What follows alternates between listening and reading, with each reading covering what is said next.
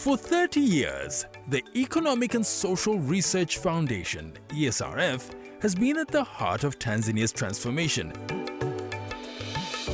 The idea of ESRF came from the Ministry of Planning. They needed an institution which would be outside government, but which would help government to undertake assignments on a very objective manner. They put up a team of 4 experts, 2 from the Planning Commission and 2 from academia. Now, I was one of those from academia, myself and Professor Banakadi. So we wrote a paper and submitted to the Ministry or the Planning Commission. Then they formed ESRF in 1993, which was registered outside government as an NGO. I was selected the first executive director in April 1994. So that's how it actually started.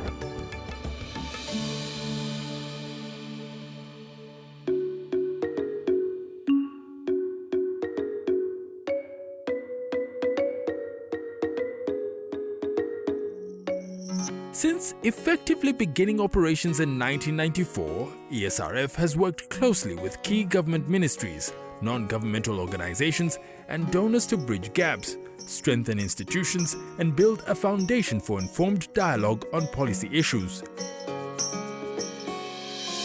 If you mention any policy, any strategy, ESRF has a footprint on it. An institution which is entrusted to be part of the Secretariat for designing Tanzania Vision 2025. And again, last year, given the responsibility to identify which core areas should be taken into consideration as we prepare the new Vision 2050 and beyond, as they call it. In area of agriculture, we have done a number of assignments supporting the Ministry of Agriculture and related ministries under RARIS. For instance, we supported SDP2 implementation, where we conducted more than 87 analytical studies to support the implementation of SDP2. But also we developed a program called Mobile Kilimo, hosted by the Ministry of Agriculture. And Mobile Kilimo actually was able to register all extension officers in Tanzania. We were able to help change policy. For instance, cage fishing. In our country, it was not allowed. So we did a demonstration, and eventually we were able to convince the government to change that policy of cage fishing in Lake Victoria.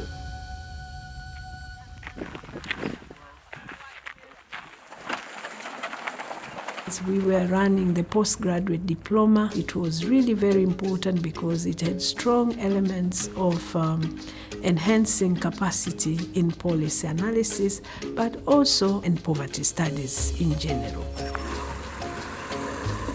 Through ESRF undertakings of research, we came up with a paper which later on became a program which saved or helped to free most of the Tanzanians from poverty. I remember we participated in most of the public expenditure review studies, particularly in the social sectors. Not only in the formulation of the policies, in the capacity building of those formulating the policies and implementing them is also achieved by ESRF through the training programs. ESRF has been involved in building capacity for ministers, parliamentary members, permanent secretaries, even up to the lower level. And now we have so many personals that are really working in the government that we can claim as part of ESRF capacity building, and I being one of them. From 2017 to 2020, the foundation supported 25 regions of Tanzania mainland in identifying priority investment opportunities and preparing regional investment guides to enhance local development. But also we embarked in this process to have the regional investment guides. This was a very important exercise, as in each region of Tanzania we were able to map the investment potentials that are there, but also to profile the region on its potential, come to trade or come to investment. When we had that pandemic outbreak, COVID-19. Esrf was the first institution that was able to carry out socio-economic impact of COVID-19, and we were able to show how we've been impacted in economic activities. Major challenges of SRF at the moment is mobilization of financial sources. We don't have adequate permanent employed staff. You find that those areas need to be looked into very seriously. From humble beginnings to becoming a respected thought leader, ESRF is focused on promoting data-driven policies, empowering local stakeholders, and supporting inclusive growth. As Tanzania faces new challenges and opportunities, the legacy of ESRF's 3 decades of research excellence will continue to guide the nation toward a prosperous future for all. Together, we build a stronger tomorrow.